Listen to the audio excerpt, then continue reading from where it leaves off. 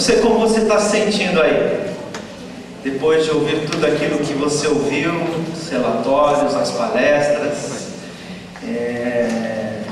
Pensar, poder definir a evangelização dos japoneses, seus descendentes, aqui no Brasil, fora do Brasil, os Nikkeis, é um grande desafio. É uma coisa que transcende esse nosso encontro. É uma coisa muito maior do que esses dias. Mas eu queria dizer para vocês que para mim tem sido um privilégio poder caminhar com os irmãos. Nós tivemos diversas reuniões, conversamos, e para mim eu já estava muito satisfeito com as nossas conversas. Foram momentos muito gostosos de a gente perceber que nós temos necessidades comuns, que nós podemos caminhar juntos, e que eu, vindo do contexto da Igreja Holiness, eu me senti extremamente feliz de poder estar com os irmãos, das lideranças das igrejas Nikkeis, da federação, das igrejas independentes, e perceber que a gente pode caminhar junto, bem, conversar, organizar um evento junto. Isso pessoalmente para mim foi muito edificante. Então, aquilo que está acontecendo aqui, na verdade, completa e traz mais alento ainda. Mas eu queria dizer para vocês que nesses dias que nos reunimos e sonhamos com esse evento, aliás, os irmãos da Aliança compartilharam conosco esse sonho, e o sonho foi ganhando corpo. Então quero dizer que tem sido muito jóia. Eu quero que você sinta isso, que é muito bom a gente poder caminhar juntos, que é muito bom a gente ouvir e perceber, nós temos um objetivo comum, nós temos algo que nos une. Lógico, o Senhor Jesus Cristo nos une, mas nós temos uma proposta em comum. Além do que, a liderança desse grupo são amigos que a gente caminhou junto, o pastor Jurandir, os tempos de acampamento, tempos de mocidade. Talvez por isso nós tenhamos tido mais facilidade de dialogar entre nós. Então eu me sinto mais honrado ainda, porque são meus amigos, pessoas com quem nós convivemos no tempo de mocidade. Depois de ouvir tudo isso, queridos, eu queria dizer o seguinte: se eu falar mais algum desafio aqui, você vai cair da cadeira, assim como eu já estava quase meio torto ali. A irmã da igreja de Deus aqui disse que eu estava dormindo, espero estar dormindo, acho que eu estava sentindo assim, ai Jesus, e agora, meu irmão, onde nós vamos? A gente estava conversando lá no cuidado da DKC com sua família. Aliás, elogiar o pastor Joel, um trabalho muito bem feito que fez com o nosso grupo, não desprezando os outros que também devem ter sido bem feitos, mas ouvindo aquilo e vendo a dimensão, nós começamos a conversar. Então a gente precisa talvez conversar mais, talvez trabalhar juntos, pensar nessa problemática juntos, unir esforços. Talvez o meu grupo seja pequeno, mas talvez vocês tenham uma área que me ajude, talvez vocês possam completar aqui, o outro completa ali, e foi muito interessante. Mas eu queria dizer para vocês que eu gostaria de meditar na Palavra de Deus e fazer uma caminhada pela Palavra de Deus, um olhar a partir da Palavra de Deus e dar uma passada rápida naquilo que nós temos ouvido, alguma coisa que eu tinha sentido, algumas coisas que eu fui anotando daquilo que nós ouvimos, e depois gostaria de fechar novamente com a Palavra de Deus. Abra sua Bíblia em Gênesis capítulo 13, Gênesis capítulo 13, versos 14 e 15. Gênesis capítulo 13, verso 14 e 15. O tema do nosso evento é evangelização do Nikkei, desafios. E nós ouvimos, você veio aqui para ouvir desafios, nós podemos levar uma mala cheia deles. Perspectivas, qual é o panorama que nós temos, nós vimos. E agora nós queremos pensar que isso constitui, irmão, uma tremenda de uma oportunidade. Uma tremenda de uma oportunidade de nós sermos relevantes na nossa geração. Gênesis capítulo 13, versos 14 e 15. Diz assim: disse o Senhor a Abraão, depois que Ló se separou dele: ergue os olhos e olha desde onde está para o norte, para o sul, para o oriente, para o ocidente, porque toda esta terra que vês, eu te darei a ti e a tua descendência para sempre. Pai, abençoa esta palavra que foi lida agora, através dela nos encoraja, mais do que tomar consciência de realidades, de panorama e de desafios, nós possamos estar olhando isso como uma grande oportunidade de agirmos e sermos relevantes. Nos leva a isso nessa reflexão, no nome de Jesus. Amém. Queridos, a história de Abraão é conhecida de todos nós. Ele tem um problema com Ló e ele se resolve então que não dava para caminhar junto. E aqui há um processo de escolha, critérios usados por Ló, mas o fato é que Abraão, ele se coloca inteiramente nas mãos de Deus. E é uma palavra que me chama a atenção demais aqui, ergue os olhos e olha. Ergue os olhos e olha. Quais são os desafios que Abraão vislumbrou quando ergueu os olhos e viu? Abraão, nessa passagem, ao olhar, ele vislumbrou a terra prometida até onde os olhos dele podiam enxergar. Mais do que isso, Deus promete para ele uma terra, a ele e seus descendentes. E dessa terra ele teve só aquela caverna onde ele enterrou a esposa e onde ele foi enterrado. Mais nada. O resto foi promessa. Mas a palavra diz que Abraão creu. Abraão tomou isso como algo que Deus havia dito para ele, e ele tomou posse dessa visão. Abraão saiu da Caldeia, foi para uma terra estranha que não conhecia, em obediência ao chamado de Deus. Deus o faz olhar a terra prometida, Deus o faz ver o tamanho da promessa que havia feito a ele e a sua descendência.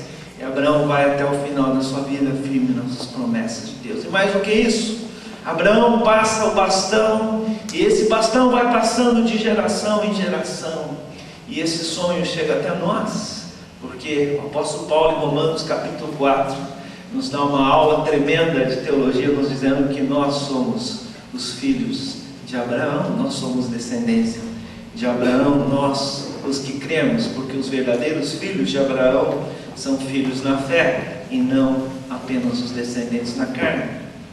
Nessa tarde, Deus também nos convida a erguer os olhos, a olhar. A pergunta para mim, para cada um de nós, é o que Deus nos tem dado a olhar?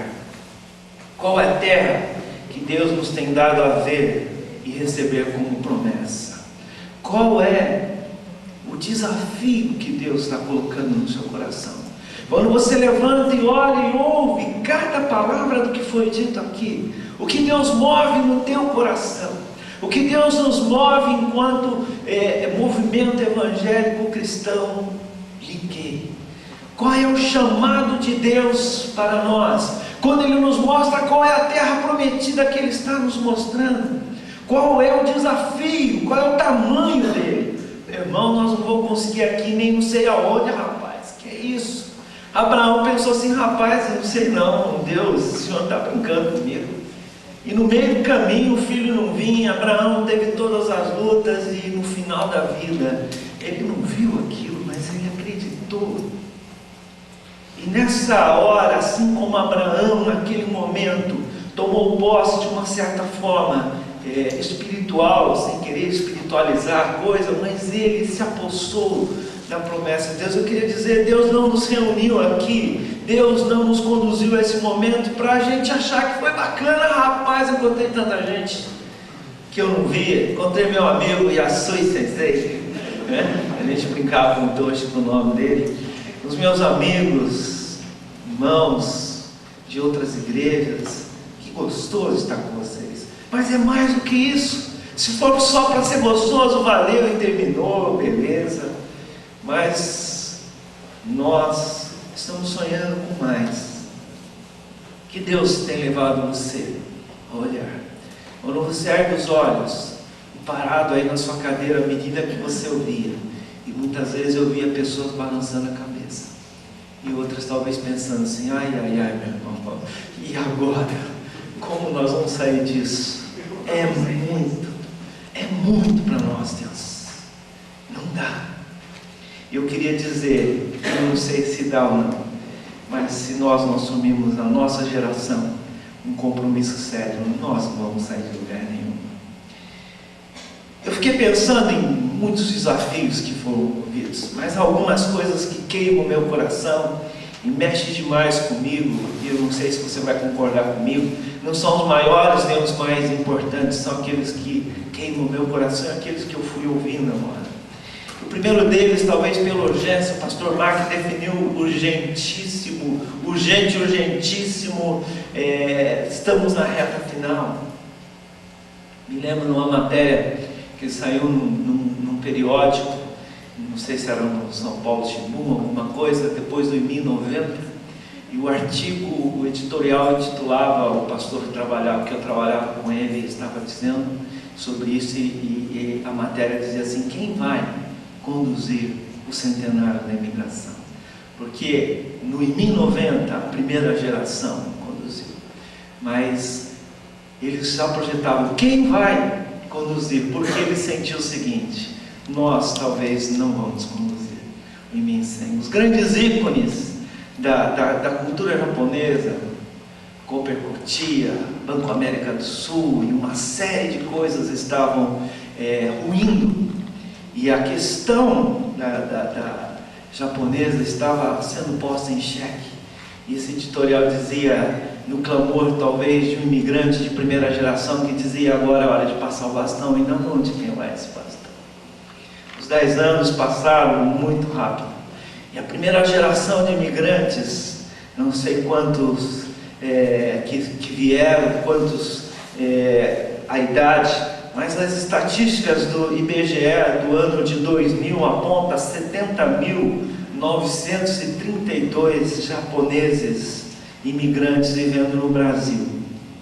No ano de 91 era 85 mil, no ano de 90 era 139 mil, aliás, no ano de 80, no ano de 70, 158 mil. De vez em quando entra imigrantes do pós-guerra. Quantos desses são imigrantes pré-guerra? Quantos desses estarão vivos no ano que vem? 2 mil, 70 mil hoje eu não sei, eu tenho ouvido um número em torno de 50 mil, não sei, pesquisei, mas não encontrei, mas no chutômetro de quem está envolvido no meio da colônia se fala em 50 mil, e nós vimos estatisticamente que mais de 75% deles estão, talvez 72,5% estão vivendo em São Paulo, e boa parcela na grande São Paulo. Nós temos um grande desafio, que é a evangelização dos I6, e mais do que isso, cuidado com eles.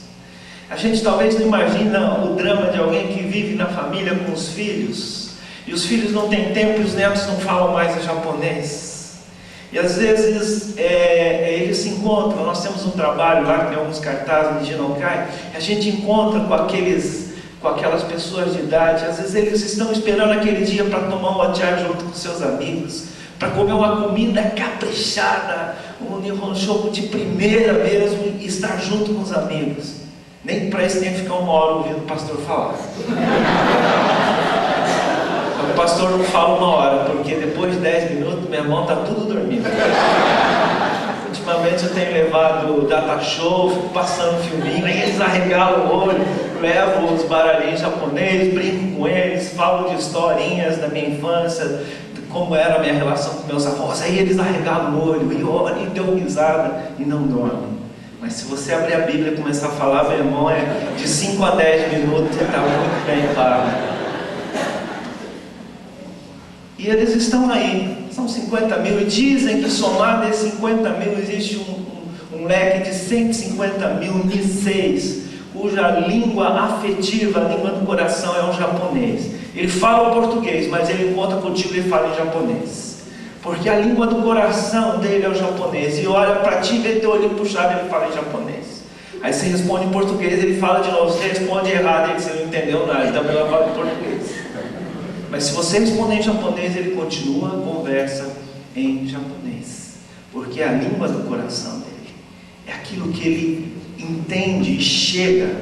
Se somar, e se essa estatística é verdadeira, são 200 mil que precisam ouvir a pregação na língua japonesa, não no português. E 200 mil é muita gente. E desses 200 mil a gente quantificaria quantos? Desses 50 mil, quantos são de pré-guerra que daqui a alguns anos não estarão mais vivos? E esse é o evangelismo nas metodologias de crescimento da igreja que não conta. Por quê? Porque eles vão conhecer Jesus e vão morrer. Eles não ganham ninguém para Jesus. Eles não produzem efetivamente dons e ministérios e multiplicação de igreja, estrutura. Eles não investem para ser um grande líder. Como foi dito aqui num dos grupos de cuidado pelo Catuto, às vezes é visitá-lo no leito e ele conhecer Jesus e partir para Jesus. É um desafio que às vezes a gente não dá tanta atenção porque não rende, não produz, não dá ibope. Nossa, aquele pastor especialista em evangelizar japonês, talvez alguém diria, evangelizar depois enterrar, né? Não dá, não conta. Esse tipo, a gente registra lá nas estatísticas da igreja, é quase que automático, a entrada dele no ROI e a saída. E no final, quando você chega no concílio para apresentar os números, aquilo lá somou e subtraiu. Esse é um desafio tremendo. Pensa seriamente nisso. Pensa quando a gente pensa em ser igreja, a gente pensa as nossas atividades, a gente pensa como trabalhar com eles. Eles estão nas grandes cidades quietos. Um dia eu dei carona para uma senhora que estava no Day Salon, que é um programa da igreja, acho que é a igreja de São Paulo. E a senhora ainda bem, de perna, normal, tal. Ela disse: eu morava num apartamento sozinho na Praça da Liberdade. Mas a minha filha estava com uns problemas, então pediu para mim morar com ela. Agora eles não querem mais deixar eu vir morar sozinha. Falou: não aguento ficar lá. Eu falei: por quê? Eu disse: aqui na Liberdade eu descia, eu escolhia os restaurantes, comprava mentol, um dia ia ali, tinha os meus amigos que sentavam aqui na praça, a gente conversava, eu encontrava um monte de gente. Agora ela mora lá do outro lado, no Jabaquara, eu não consigo vir mais para cá, eles não deixam, fico com medo que eu saia, eu não consigo voltar. E eu não encontro mais meus amigos. Às vezes são pessoas assim que estão trancadas. Estão lá, a gente nem sabe onde está, quem é, como chegar até elas. Mas talvez pelo nosso leque de relacionamento, filhos, avós de nossos amigos, pessoas que estão por aí. Lá em Curitiba eu tive uma experiência interessante. Eu descobri que a quantidade de Nikkeis que frequentam igrejas não Nikkeis é muito alta pela miscigenação, pelo casamento misto.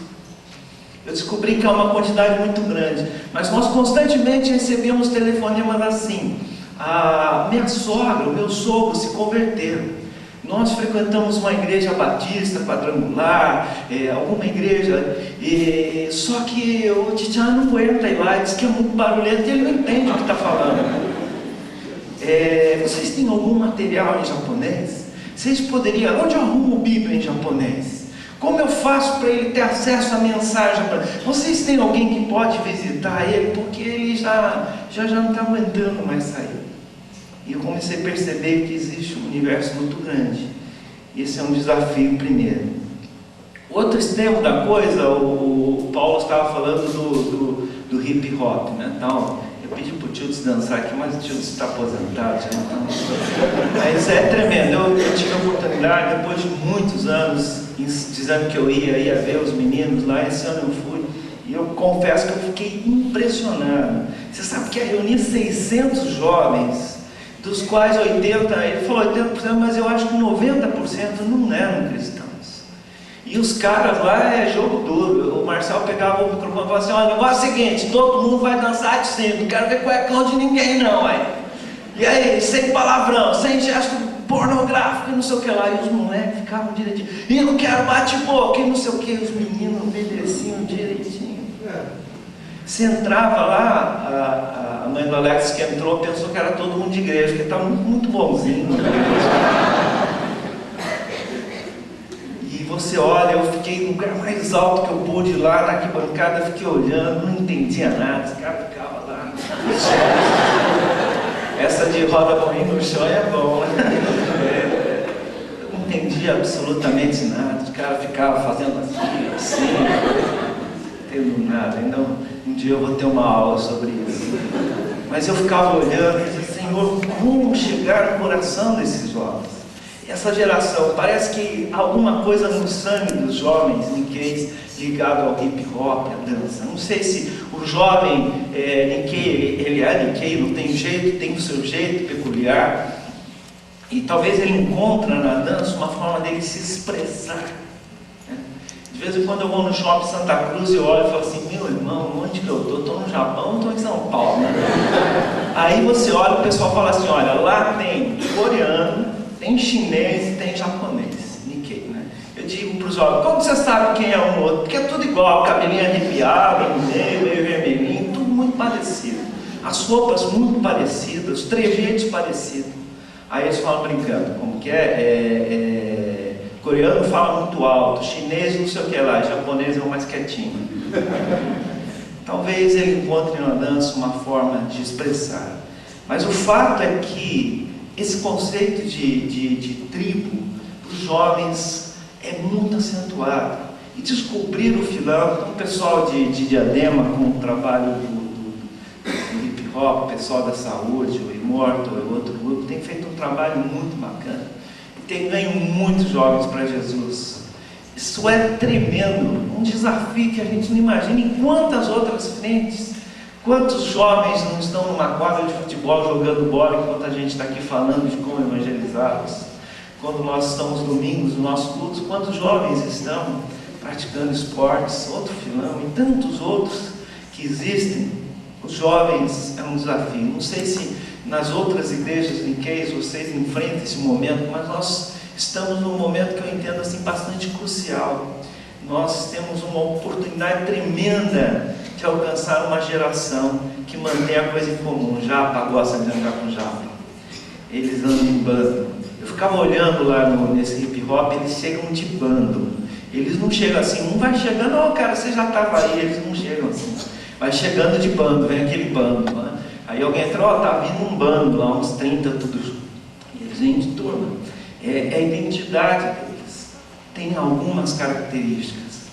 Eles perderam muitas coisas da cultura que nós aprendemos hoje pela manhã, mas há algumas coisas que eles mantêm. Eles gostam de andar juntos, eles sempre estão juntos. Como entrar, como alcançar? Essa questão dos decassegues que foi falado, né? Algumas estatísticas dizem 302.080 trabalhadores no Japão. É um desafio tremendo. Nós já ouvimos tudo que envolve famílias, situações, essas famílias fragmentadas, com um pedaço para lá, outra parte para cá. A gente às vezes não entende que a cabeça de uma criança processa nos anos de formação, seus pais no Japão e ele criado pelo Odite e pelo Obadiah. A gente não entende o que significa isso. A gente não sabe se traz que tipo de coisa. O Adriano estava falando sobre ele trabalha um pouco com esses filhos, com esses adolescentes, de filhos de decassegues lá, e o problema deles é quem eu sou. Aliás, foi o tema do acampamento, né? Quem eu sou, quem ele é. Porque ele olha para os brasileiros, ele não é mais brasileiro, mas ele olha para o japonês, ele tenta ser japonês, mas não é japonês. E ele não consegue uma identidade. E muitos brasileiros também não sabem quem são. É um tremendo desafio. Desafio de um problema que se agrava bastante na região de São Paulo. Não sei se você percebe, nós temos lá na nossa igreja um ministério de intercessão. E nós temos recebido para orar e acompanhar muitas pessoas que passam por um quadro de problemas emocionais. Você já percebeu que a quantidade de Nikkeis que tem problemas de depressão é muito alta? É muito alta. E são casos e mais casos que às vezes ele continua trabalhando ali e produz a mesma coisa e às vezes ninguém sabe. E esse é um problema sério, como lidar com essa questão. E já chega de problema com relação aos decassegues, mas a quantidade de pessoas que voltam do Japão com as coisas fora do lugar é muito grande. A gente conhece algumas pessoas, amigas nossas, que foram colegas, que batalharam junto à frente na época de mocidade, partilharam de sonhos, hoje estão completamente. Você fala assim, rapaz, o cara está maluquinho, meu irmão. Já era, já dobrou a terceira curva e aqui eu não sei como mais fazer. E não é pouca gente. Tem um irmão da Igreja Metodista Livre, que é psicólogo, eu esqueci o nome dele, encontrei ele a última visita que eu fiz lá, e ele serve como voluntário, e ele recebe pedidos para visitar pessoas que estão nessa situação. E eles, rapaz, é muita gente. Serviços de voluntários nas prefeituras, nos lugares que tem mais brasileiros, ela cadastra brasileiros para serem voluntários para ajudar a socorrer brasileiros, porque às vezes os japoneses não conseguem, porque não falam português, é lógico. Situações de desajustes e desequilíbrios emocionais que a gente não imagina. Nós temos um desafio que o Jurandir apresentou, o desafio da identidade Nikkei. Quem é, como pensa, como sente, como age. Onde estão fica fácil de perceber, mas esse onde estão, nós temos que perceber que crescentemente nós não tratamos mais um conceito generalizado. A igreja ainda é uma instância em que nós pensamos família, mas os Nihon Jinkais, por exemplo, estão todos fracionados. É como se fossem setores lá dentro e eles têm afinidade, têm tribos. Jovens estão divididos entre beisebol, softball, futebol, voleibol, cada um no seu setor, e eles não conversam. Não tem mais um Senenkai como tinha antigamente, não tem mais aquela reunião de todo mundo, é totalmente setorizado. Então estão na grande São Paulo, é o Nikkei urbano, mas é um filão muito genérico. Onde estão os segmentos? Talvez a gente tenha que perceber aquilo que Deus está colocando mais perto e qual a estratégia para a gente alcançar aquele grupo. Nós temos um desafio de pensar duas coisas que estão relacionadas a isso que está acontecendo, que é o desafio da continuidade. Se amanhã ou depois esse evento não gerar nenhuma continuidade, ela só serviu para chacoalhar a árvore e sair fora. Eu sempre falo, eu dou aula na Faculdade Metodista Livre de pregação, eu digo para os meus alunos, a coisa mais fácil é pregar na igreja dos outros. Tu vai lá, chacoalha a árvore, depois você vai embora, o pastor fica pegando as coisas no chão. Não é? Você vai lá, faz aquela chacoalhada, bota, vamos lá, Jesus e tal, depois você vai embora. Então, pastor, beleza, tua igreja, hein? Tchau, um bom trabalho, né? Se for isso, a gente se chacoalhou, a gente ouviu palestras maravilhosas. O Jurandir e o Marcelo foram extremamente felizes, conseguiram ter assim um olhar seletivo em cima de pontos que são importantes, conseguiram em curto espaço de tempo nos sintetizar. E a nossa reação àquilo que eles iam falando significa: rapaz, você conseguiu falar exatamente o que eu sei, meu irmão, como você sabe disso? E é interessante você perceber, pelo menos como nós estamos aqui, a nossa identificação com aquilo que o Jurandir falava. Eu falei assim para ele: rapaz, nós somos mais japoneses do que a gente pensava. A gente é mais japonês do que a gente pensa. Então, na maneira de abordar a evangelização, se a gente não pensar bem isso, nós estamos dando tiro errado. A gente é mais japonês do que a gente imagina. Desafio da continuidade, de nós continuarmos a caminhando, de você estreitar a amizade com as pessoas que você conheceu aqui, de grupos de trabalho continuarem a pensar essas questões, de nos encontrarmos, continuarmos discutindo. Eu acho que como liderança nós, várias reuniões para trás, temos conversado, vamos continuar conversando, vamos ter novos encontros, vamos pensar outras dimensões, vamos especificar, vamos fazer encontros mais específicos, e nós começamos a pensar. Se não houver continuidade, só foi muito legal. Foi um dia bacana, um 20 de setembro para a gente lembrar, mas só isso. E outro desafio que vem junto com ele é o desafio da unidade. Eu pertenço a uma organização, a Igreja Rollins, e eu não estou falando de fora, estou falando de dentro. Eu falo pela minha perspectiva. Caminhar em unidade não é fácil, nem como Igreja Rollins, como várias organizações. É um desafio tremendo. Por isso nós temos que ter ação, temos que ter vontade, não basta só achar que é interessante. O desafio da unidade vai mais do que a consciência de que é preciso, vai mais do que um discurso bonito de que para acontecer alguma coisa tem que haver unidade.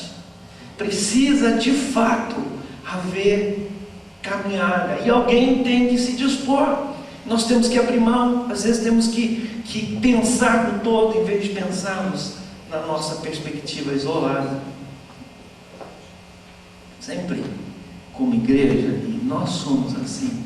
Talvez só nós os Rollins, né? Não sei se os metodistas e os alianças são assim, se as outras, né? Mas nós pensamos em quem que está comandando esse negócio, que igreja que é? Quem que manda aí? Por quê? Porque nós temos um olhar muito particular. E eu falo com bastante liberdade, como membro da liderança da Igreja Rollins, nós temos dificuldades. E nós precisamos assumir o desafio de sair, de encorajar, de termos mais encontro. Eu fiquei olhando, pensando, rapaz, foi muito bom, foi muita gente, mas isso aqui é muito pouco. A gente tinha que pensar num negócio maior, a gente tinha que pensar em vários movimentos. Aí eu fiquei pensando, ouvindo louvor, eu tenho acompanhado os jovens no movimento nosso, a gente chama de louvorzão. Eu falei assim, rapaz, eu queria um louvorzão com todas as igrejas, fazer um negócio legal, uma mostra de artes entre todas as igrejas niqueis, alugar um lugar enorme, fazer um movimento. Eu fiquei sonhando, se a gente podia ter uma caminhada melhor. Aí pessoas mais antigas, eu falei, a gente tinha os jogos, né? De vez em quando vinha alguma pessoa, essa quadra aqui do Boston nós já jogamos, já brincamos muito aqui, já tivemos um monte de coisa. Eu fico lembrando do tempo de acampamento, quando a gente tinha pessoal de Rude Ramos, pessoal da Metodista da Saúde, pessoal de Diadema, a gente tinha um envolvimento maior. De uns tempos para cá nós começamos a caminhar muito, cada um na sua direção, muito ocupado com sua agenda, muito tomado pelas responsabilidades que tem com o trabalho. Por isso, sair na direção, não estou levantando uma bandeira de ecumenismo aqui, não, fiquem tranquilos, não sou ecumenista nesse sentido, mas estou levantando a bandeira de que se nós não otimizarmos esforços, nenhum de nós é completo para fazer a tarefa sozinho, ela sempre vai ser incompleta. O Marcelo estava falando, numa das conversas que ele leu nos artigos, e uma das reflexões é por que o centenário da imigração japonesa foi tão celebrado pela mídia. Você já parou para pensar isso? Existem tantas outras colônias, outros estrangeiros se estabeleceram aqui e que fazem comemoração e que têm penetração na sociedade às vezes maior que os niqueis. Mas a mídia, e dizem quem está lá por dentro da comissão do centenário, que a coisa só deslanchou na hora que a mídia botou a mão. Não foi assim, a coisa está ganhando dimensão, então a mídia quer botar o holofote onde está sendo bom. Foi o contrário, a coisa deslanchou quando a mídia bateu o olho em cima e começou a dar dimensão. Por quê? Aí ele estava falando de hifienização, uma coisa assim, de que há uma coisa diferente. Talvez os japoneses, os Nikkeis, tenham uma presença diferente. A sociedade brasileira vê o Nikkei diferente. ele bota os Nikkeis. Isso é muito bom, obrigado Brasil, vocês gostam da gente, mas parece que estar aqui significa o seguinte: meu irmão, nós ainda temos algum foco aqui. Se a sociedade brasileira está fazendo isso, será que nós não temos alguma responsabilidade em cima disso? Pensa um pouquinho, por que é que deram tanta atenção nesse negócio? Alguém pode dizer assim: grana, meu irmão, é um filão bom. Mas tem tanto filão bom aqui? Foi bastante. As mídias principais, os grandes grupos puseram muito dinheiro e põem dinheiro nisso. Estive em Maringá recentemente e os semencais lá da cidade de Maringá, e a igreja tem tido uma presença muito boa na colônia Nikkei, está participando, reuniram e decidiram 9 semencais da cidade fazer um evento, acho que está sendo hoje inclusive, ou foi, não foi no feriado do dia 7, foi no sábado do dia 7, fizeram uma coisa assim, tipo de um festival, mas organizado pelos jovens, de comida, danças e outras coisas, e eles mobilizaram o negócio para 5.000 jovens, eles queriam ter ali, e a igreja estava ali no meio, e eu falei assim: quem está por trás desse negócio? Aí o pastor de lá, nosso pastor Marcos, diz assim: Banco Real, dinheiro vivo para girar tudo, está bancando toda a matéria-prima daquele negócio, custo zero de matéria-prima, só mão de obra que precisa pôr. Mas por que o Banco Real ia fazer isso? Não me pergunte por quê. Pergunta para os economistas aí, pergunta para os empresários, eu não tenho a resposta. Mas se há alguma coisa aí, será que nós não temos que abrir mais o olho? Será que nós não temos ainda uma tarefa inacabada? Será que não temos uma fatia? Se nós formos varrer os desafios que foram apresentados, se eu continuar falando em desafio, você vai ficar como eu: rapaz, chega pastor, não estou aguentando mais não, chega, já é muito, rapaz, se eu fizer o dízimo desse negócio aí tá bom, não vai ter igreja para tudo isso, não vai ter espaço. Mas eu queria dizer o seguinte: todos esses desafios podem tornar-se oportunidades, ou podem ficar no livro de sociologia, pode ficar nos anais do encontro das igrejas Nikkeis, que tratou sobre a evangelização do Nikkei, desafios, perspectivas e oportunidades, e só.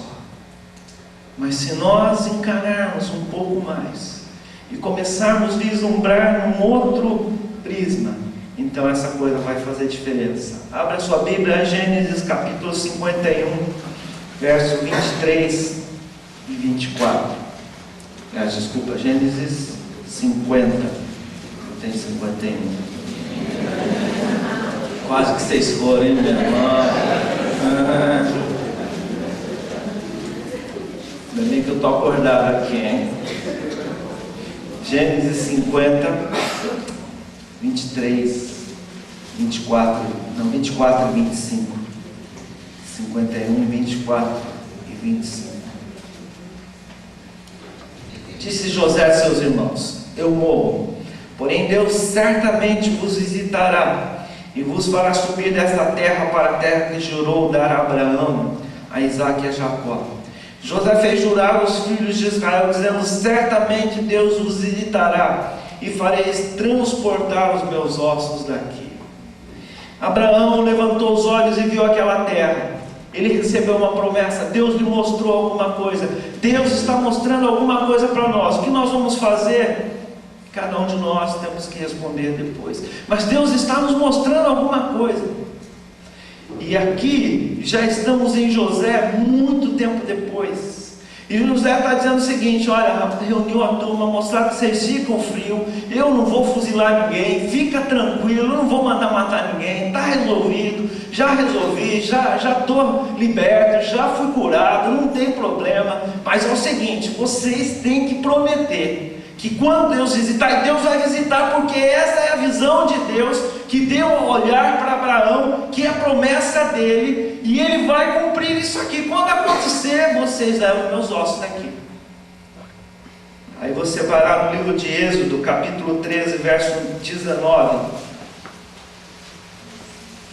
400 anos depois, mais ou menos, desse negócio. Êxodo 13, 19. Também levou Moisés consigo os ossos de José, pois havia este feito os filhos de Israel jurarem solenemente, dizendo: certamente Deus vos visitará daqui, pois levai convosco os meus ossos.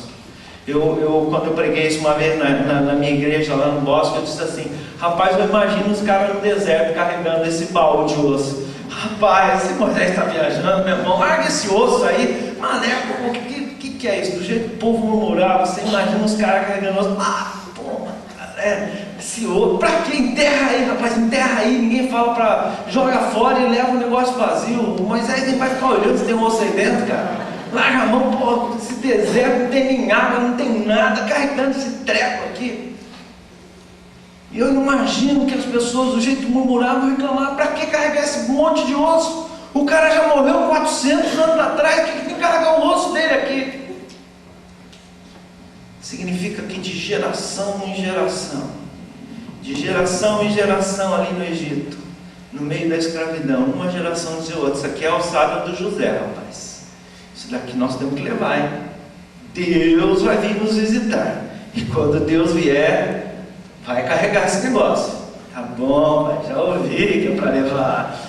Rapaz, é para levar esses ossos. Aí a outra geração dizia: olha, não sei porquê, meu irmão, mas disseram para mim, é o seguinte: Deus vai visitar a gente.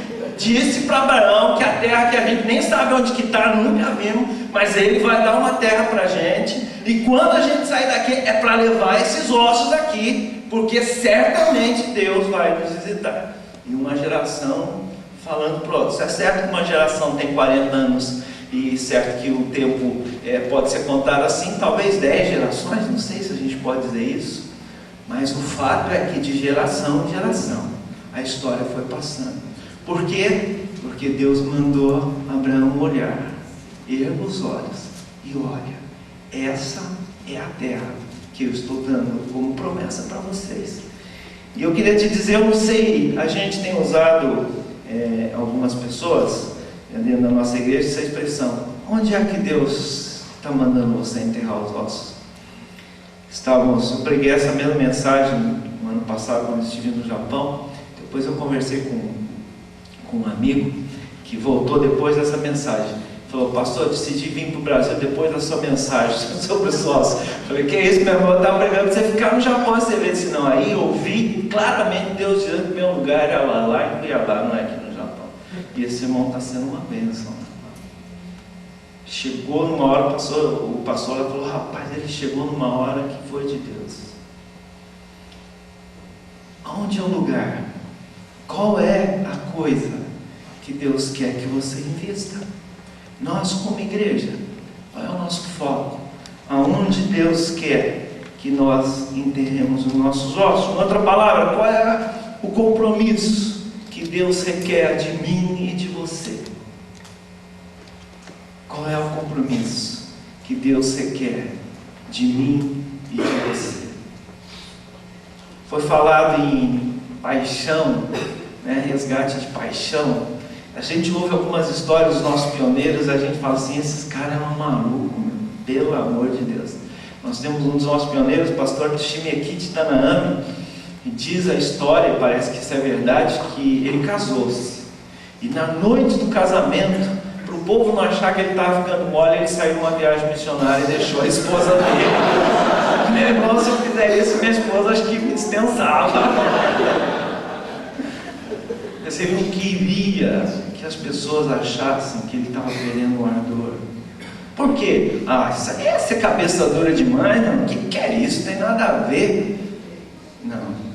Significa que o zelo para com aquilo que era a responsabilidade que Deus deu na mão dele, que era a terra que Deus fez ele ver, O zelo, o compromisso que Deus fez ele enxergar era tão radical, que chegava um ponto, à luz do que nós hoje pensamos, talvez nós não recomendaríamos para ninguém. Mas ele fez, porque entendeu que precisava manifestar dessa maneira. Talvez se ele vivesse hoje, ele faria outras coisas, mas ele o fez. E eu não sei qual é a coisa que você precisa fazer, qual é o tamanho do compromisso que Deus pede de você, mas eu queria te dizer que você não está aqui por mero acaso, porque você viu que o pastor encheu para você vir, você veio, porque o pastor fez inscrição, né, Adriana? Ele disse: ó, vai lá dia 20, você tem que estar lá em tal lugar, eu fiz inscrição e já está pago, você tem que ir, né? Mas eu queria te dizer, se você está aqui, não é por acaso, isso não é um mero jargão, não é uma frase pronta. Deus tem um compromisso para nós, enquanto igreja. E eu não sei se você entende disso, mas eu acho que nós deveríamos assumir um compromisso de, na nossa geração, nós nos empenharmos o máximo que pudermos para completar essa tarefa.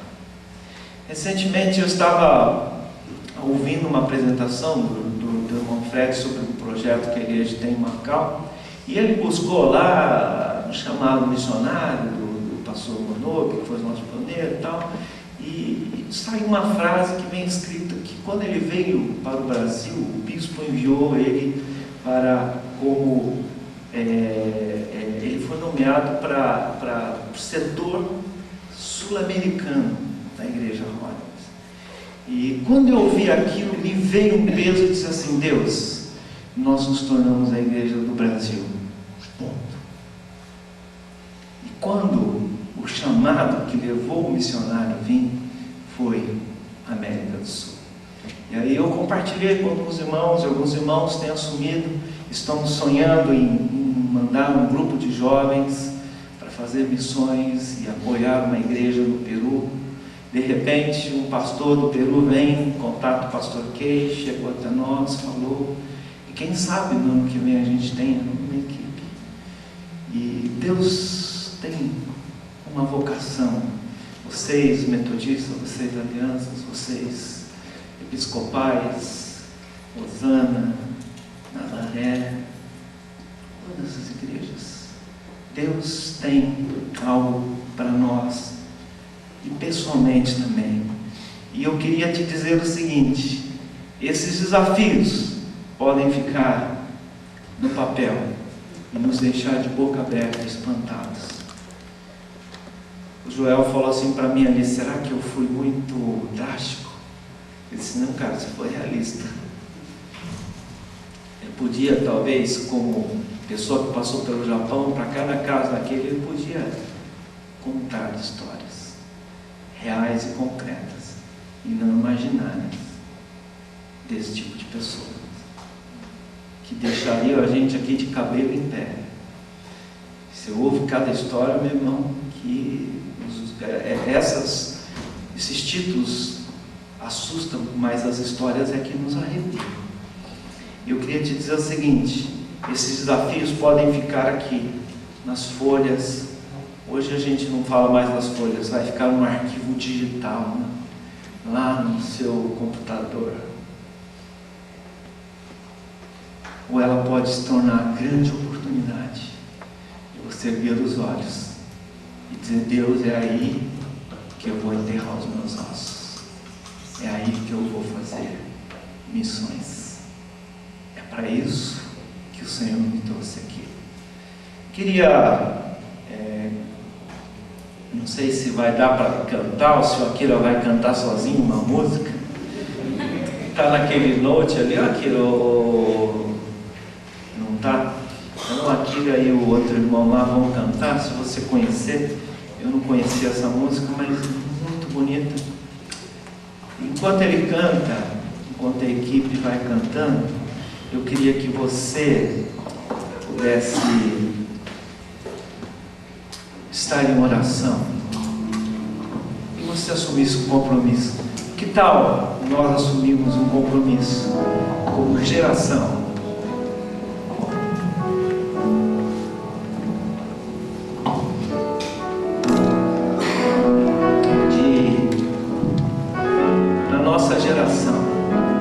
sermos achados como pessoas que deram tudo e se dedicaram e investiram para concluir a tarefa da nossa geração.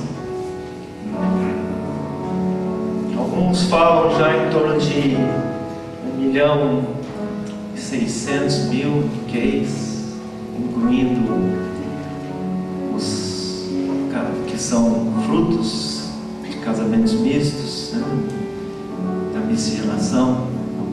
Alguns falam 1,5 milhão no Brasil, mais os 300.000 no Japão. Alguns falam que, somado ao que se converte no Japão, o que estão aqui, nós temos aí caminhando mais do que 1% já, talvez bem mais. Eu não sei, mas que tal a gente fazer um compromisso de fazer de tudo para com todos, a fim de ganhar o máximo que a gente puder para Jesus.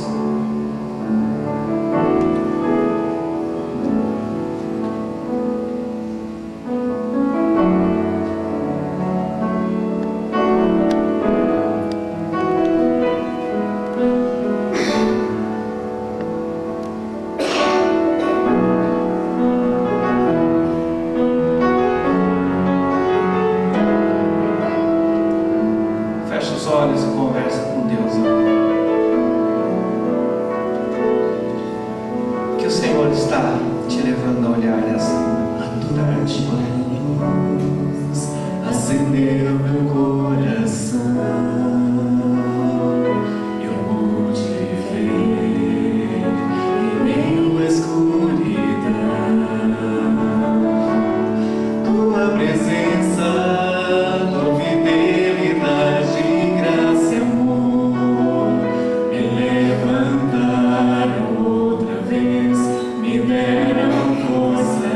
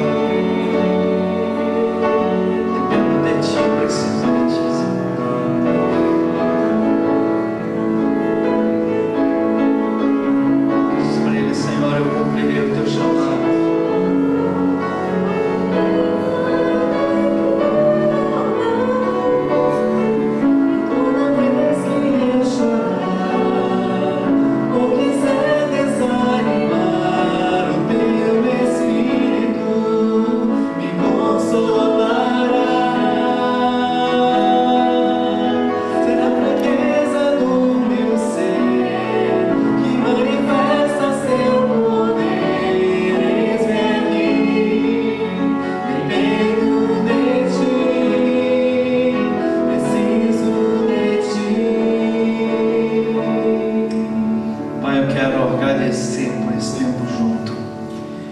Pessoalmente, para mim, foi um privilégio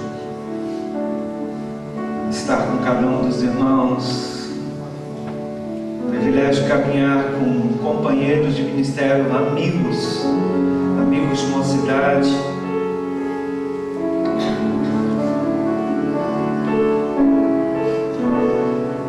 Privilégio de ter ouvido do Senhor desafios tremendos, uma tarefa longe de ser cumprida, dimensões e proporções com certeza maiores do que aquilo que a gente num relance vislumbrou, uma perspectiva muito mais ampla, desafios muito mais complexos, mas obrigado porque elas são oportunidades. Nós erguemos os olhos juntos e assumimos contigo um compromisso de dizer: Senhor, na nossa geração nós queremos ser achados como pessoas que se empenharam o máximo para fazer Jesus conhecido de todas as formas, de todas as estratégias, em todos os meios, alcançando nossos amigos niqueis e não niqueis, falando de Jesus a todo aquele que o Senhor nos colocar, e tendo um compromisso claro com aqueles que, como nós, têm uma descendência japonesa. Abençoa-nos dessa maneira, Pai, e ajuda-nos a caminharmos em unidade e continuidade para ver a Tua obra realizada. Obrigado, Senhor. Quero Te agradecer em nome de Jesus. Amém.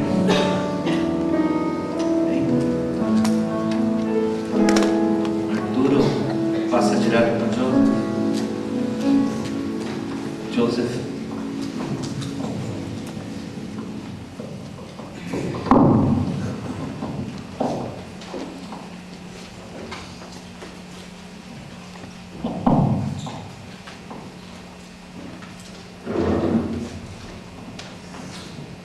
Estamos chegando no fim desse encontro e realmente eu fui bastante desafiado, tocado pelo Senhor.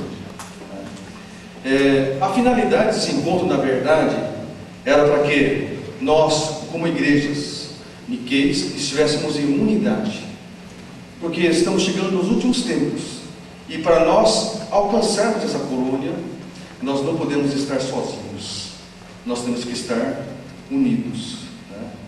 E o irmão falou agora que qual que é o intuito, então, da igreja niqueis de ter colocado em mídia, de Deus estar colocando em evidência esse povo.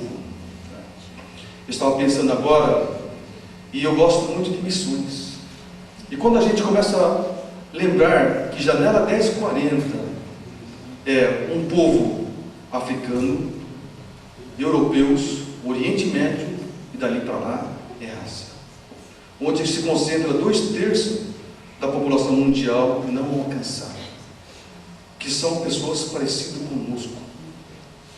Eu tive o privilégio de estar na Indonésia, tive o privilégio de estar no Nepal, China, e vi assim, são povos que parecem conosco, que eles recebem a nós de braços abertos, e realmente Deus tem dito assim: agora é o tempo do Brasil, é o tempo do povo daqui fazer missões lá. Então eu tenho que dizer que agora é o tempo da igreja brasileira, dos niqueiros brasileiros se levantarem, para nós irmos naquela terra, visitarmos e levarmos esse povo para Cristo. Bom, a parte mais importante talvez de tudo isso aqui é a oração. E como que nós podemos levar esse povo para Cristo? Tudo começa com oração. Tudo começa com Deus. E quando a gente fala assim, em começar com Deus, é no começo com oração. Um povo muito numeroso. Já vimos que nós somos simplesmente 3 ou 4% do povo alcançado.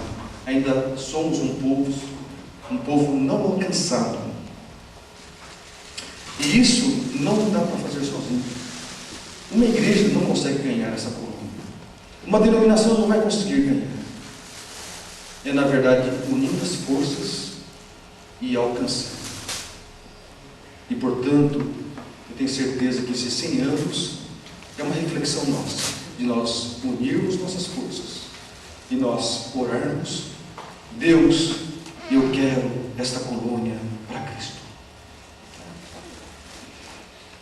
Em Mateus 16, 13 a 20, quando Deus falou para Pedro: Pedro, você respondeu bem a mim. Sobre essa pedra eu edificarei a igreja, e as portas do Hades não existirão. A igreja é colocada bem na porta do inferno, e nós somos colocados então perante povos que estão partindo para a eternidade sem conhecer o Senhor, e realmente nós conseguimos alcançar esse povo quando nós estamos em oração, e a oração em unidade. Eu queria que vocês levantassem agora.